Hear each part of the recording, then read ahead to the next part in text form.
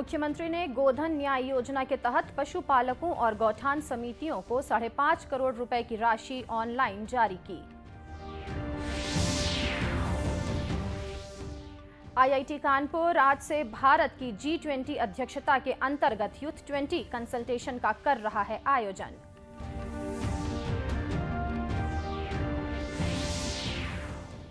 प्रधानमंत्री भारतीय जन औषधि परियोजना से दुर्ग जिले में लोगों को मिल रहा है रोजगार।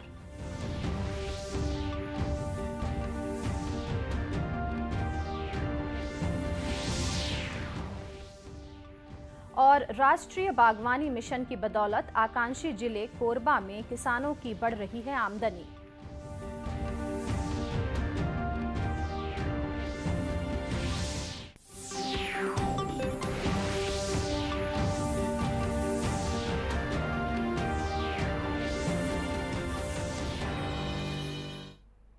नमस्कार, आप देख रहे हैं दूरदर्शन समाचार। मैं हूं अमृता शर्मा और अब समाचार विस्तार से। मुख्यमंत्री भूपेश बघेल ने आज गोधन न्याय योजना के तहत पशुपालक, ग्रामीणों, गौठानों से जुड़े महिला समूहों और गौठान समितियों को 5 करोड़ 32 लाख रुपए की राशि ऑनलाइन जारी की। इसके अंतर्गत 16 मार्च से 31 मार्च तक खरीदे गए 1,45,000 क्विंटल गोबर के बदले में 2 करोड़ 91 लाख रुपए का भुगतान किया गया है। इस मौके पर मुख्यमंत्री ने कहा कि राज्य में स्वावलंबी गौठानों की संख्या में जिस तेजी से वृद्धि हो रही है वह सरकार की सबसे बड़ी उपलब्धि है, क्योंकि इस योजना का मुख्य उद्देश्य ही गांवों को आर्थिक रूप से स्वावलंबी बनाना है। गोबर विक्रेताओं को दी जा रही राशि में 1 करोड़ 67 लाख रुपए की राशि स्वावलंबी गौठानों की ओर से स्वयं भुगतान की गई है, जबकि विभाग की ओर से 1 करोड़ 24 लाख रुपए का भुगतान किया गया। मुख्यमंत्री ने कहा कि गौठान समितियों को स्वावलंबन के लिए प्रोत्साहित करने के लिए और इसके साथ ही स्वावलंबी गौठान समिति के अध्यक्षों को 750 रुपए और सदस्यों को 500 रुपए हर महीने प्रोत्साहन राशि देने का निर्णय किया गया है। और तो इस प्रकार से गोबर से कितनी चीज़ें हैं वो निर्मित होगी और एक प्रकार से बाई प्रोडक्ट में हम प्राकृतिक पेंट भी कर रहे हैं, बाई प्रोडक्ट में बिजली उत्पादन कर रहे हैं, वर्मी कंपोस्ट हमारा मूल रहेगा। तो इस प्रकार से अनेक प्रकार के योजनाओं से, अनेक प्रकार के उत्पाद से जो स्व सहायता समूह और गौठान समितियों के आय में लगातार वृद्धि होगी।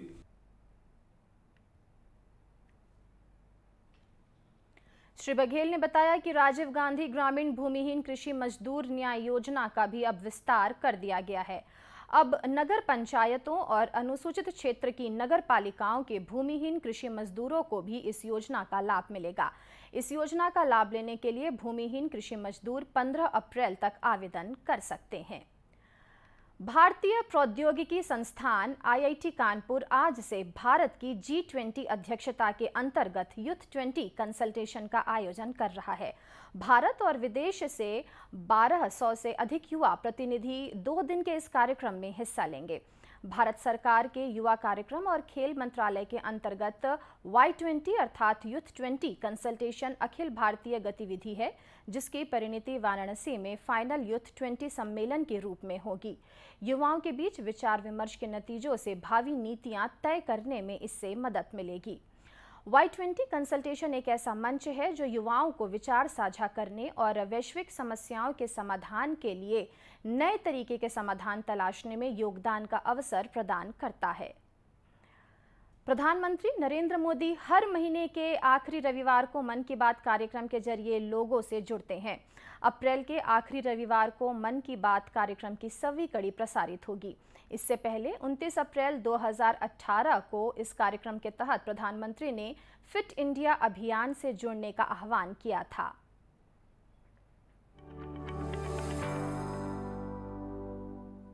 मैंने देशवासियों से, खास करके हमारे युवाओं से फिट इंडिया का आह्वान किया था और मैंने हर किसी को निमंत्रण दिया था, आइए फिट इंडिया से जुड़िए, फिट इंडिया को लीड कीजिए। और मुझे बहुत खुशी हुई कि लोग बड़े उत्साह के साथ इसके साथ जुड़ रहे हैं।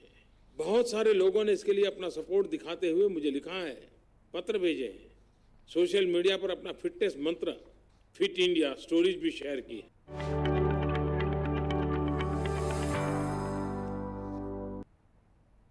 राजनांदगांव से होते हुए अंतागढ़ और नारायणपुर जिले के धौड़ाई से बारसूर तक बनी पक्की सड़क विकास की गाथा बयां कर रही है। सुरक्षा बल के जवानों के हौसले और प्रशासनिक इच्छा शक्ति की बदौलत गांव वालों का पक्की सड़क का सपना अब सच हुआ है। स्टेट हाईवे क्रमांक 5 के अंतर्गत धौड़ाई से बारसूर तक का क्षेत्र पिछले कई वर्षों से माओवाद से प्रभावित था। इस मार्ग में माओवादियों ने बहुत से गड्ढे खोदकर यातायात बाधित कर दिया था। आए दिन नक्सली यहां वारदात करते रहते थे, लेकिन सुरक्षा बल के जवानों की बदौलत अब लोगों की यातायात संबंधी सारी चिंताएं दूर हो गई हैं। इस मार्ग पर अब मोबाइल ऑप्टिकल फाइबर बिछाने का काम भी किया जा रहा है।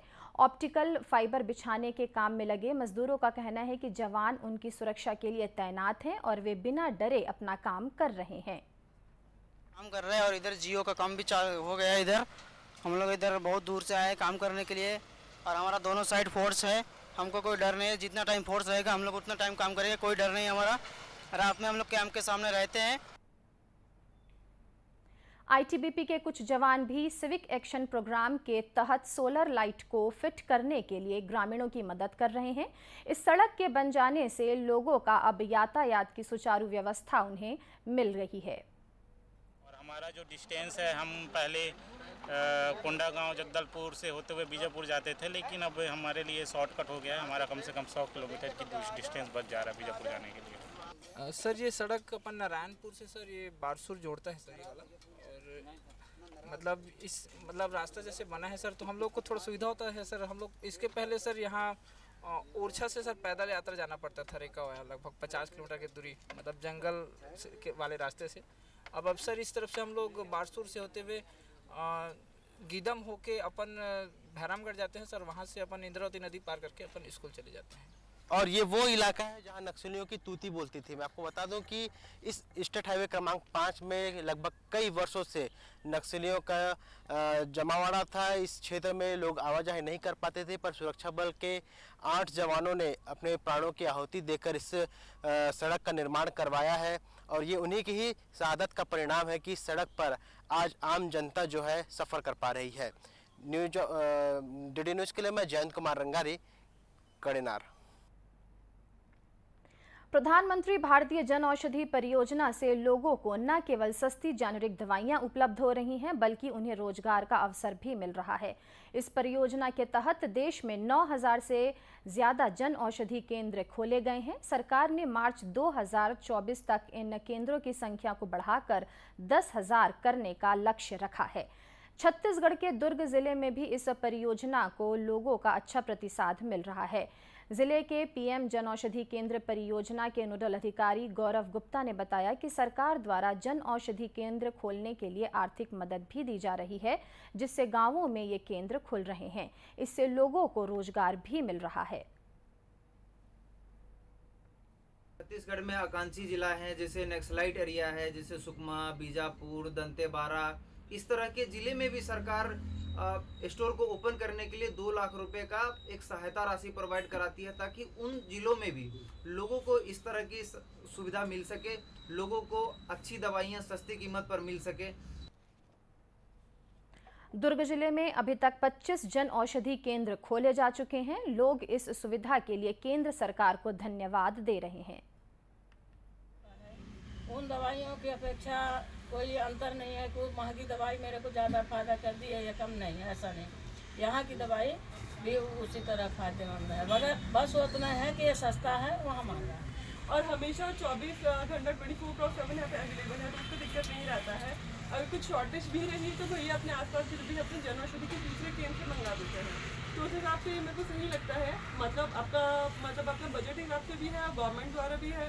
तो मैं तो आपसे यही बोलूँगी कि आप जितना ज़्यादा हो सके जन औषधि का उपयोग कीजिए और इसे बढ़ावा दीजिए, क्योंकि जेनरिक मेडिसिन है तो सबको उसकी पहुँच और सुविधा होनी। गौरतलब है कि प्रधानमंत्री भारतीय जन औषधि परियोजना के तहत सरकार द्वारा उच्च गुणवत्ता वाली जेनेरिक दवाइयों के दाम बाजार मूल्य से कम किए गए हैं। आदिवासी बाहुल्य आकांक्षी जिला कोरबा में राष्ट्रीय बागवानी मिशन किसानों के लिए वरदान साबित हो रहा है। केंद्र सरकार के इस मिशन से किसानों की आमदनी में इजाफा हुआ है। कोरकोमा पंचायत के किसान मेलाराम केसरवानी बताते हैं कि वे पहले एक छोटी सी जगह में सब्जी की खेती किया करते थे। इसके बाद उद्यानिकी विभाग से उन्हें सब्सिडी दर पर खेती का सामान मिला। अब वे करीब 5 एकड़ भूमि में साल भर सब्जी उगा लेते हैं और सब्जी की खेती से अब उन्हें मुनाफा भी हो रहा है। उद्यान विभाग की तरफ से मुझे पैक हाउस मिला और ड्रिप लाइन सिस्टम मिला मुझे, और बागवानी मिशन की तरफ से ये सेट नेट हाउस मिला है। इसमें अपना भरपूर मात्रा से फसल ले करके मैं, विकास खंड मेरा कोरबा है, जिला कोरबा में एक तो डेली मार्केट है, डेली मार्केट में जाकर मैं बेचता हूँ। अभी मेरा हाल में अभी 2 चीज़ निकल रहा है। ये सामने देख रहे हैं आप, एक खीरा है और ककड़ी है। लमसम मुझे अभी समर्थन मूल्य की बात करेंगे तो मुझे 25 से 30 रुपए किलो ककड़ी मिल जा रहा है, 20 से 22 रुपए किलो खीरा का रेट मिल जा रहा है मुझे। ऐसे करके सालाना मुझे लमसम मुझे अपने परिवार के भरपाई के लिए खर्चा काट के 50 से 1 लाख रुपया मेरे पास बच जाता है। कोरबा कलेक्टर संजीव कुमार झा ने बताया कि किसानों की आय बढ़ाने के लिए उन्हें लगातार मदद दी जा रही है। जिले के 5000 से अधिक किसान बाड़ी योजना का लाभ उठा रहे हैं। अब वे गांव के दूसरे ग्रामीणों को भी रोजगार दे रहे हैं। हॉर्टिकल्चर मिशन से ड्रिप मल्चिंग सीट ये प्रोवाइड करवा के टेक्निकल गाइडेंस दे करके अभी पूरे जिले में 5000 से ज़्यादा किसान ऐसे हैं जो कि व्यवस्थित रूप से, व्यावसायिक रूप से सब्जी भाजी इसकी खेती कर रहे हैं और उसको बाजार में पहुंचा करके अपनी आजीविका में वृद्धि कर रहे हैं और लगातार उनको हर दिन कुछ न कुछ इससे आय प्राप्त हो रही है। और इसको देख करके जो संख्या है धीरे धीरे बढ़ती जा रही है। बहुत सारे गांव हैं, कुछ गांव ऐसे हैं जो कि ऑलरेडी सक्सेस स्टोरी बने हुए हैं, जैसे कोरकुमा का गाँव है हमारा, इसमें किसान सब्जी की बहुत बड़े बृहद पैमाने पर पैदावार करके उसको बाजार में पहुंचा रहे हैं। गौरतलब है कि केंद्र सरकार के राष्ट्रीय बागवानी मिशन के तहत आकांक्षी जिला कोरबा में किसानों को सब्सिडी दर पर उन्नत तकनीक उपलब्ध कराई जा रही है। इसके साथ ही उन्हें वैज्ञानिक पद्धति से भी खेती करने का तरीका सिखाया जा रहा है। दूरदर्शन केंद्र रायपुर से प्रसारित होने वाले प्रादेशिक समाचार को आप YouTube पर भी देख सकते हैं। हमारे YouTube channel Chhattisgarh DD news पर प्रादेशिक समाचार उपलब्ध रहेगा। YouTube चैनल का लिंक और QR कोड आप स्क्रीन पर देख सकते हैं। अपने एंड्रॉइड फ़ोन से QR कोड स्कैन कर आप छत्तीसगढ़ DD न्यूज़ लिंक पर जा सकते हैं। इसके अलावा छत्तीसगढ़ DD न्यूज़ फेसबुक और ट्विटर पर भी उपलब्ध है। और अंत में मुख्य समाचार एक बार फिर से।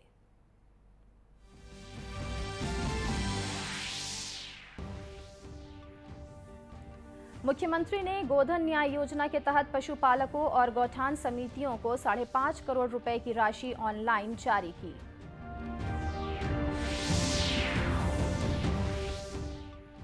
IIT कानपुर आज से भारत की G20 अध्यक्षता के अंतर्गत यूथ 20 कंसल्टेशन का कर रहा है आयोजन।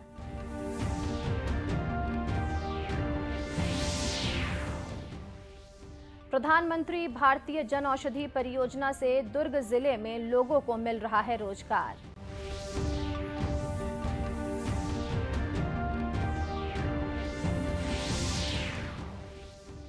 और राष्ट्रीय बागवानी मिशन की बदौलत आकांक्षी जिले कोरबा में किसानों की बढ़ रही है आमदनी। और इसी के साथ यह समाचार बुलेटिन समाप्त हुआ। नमस्कार।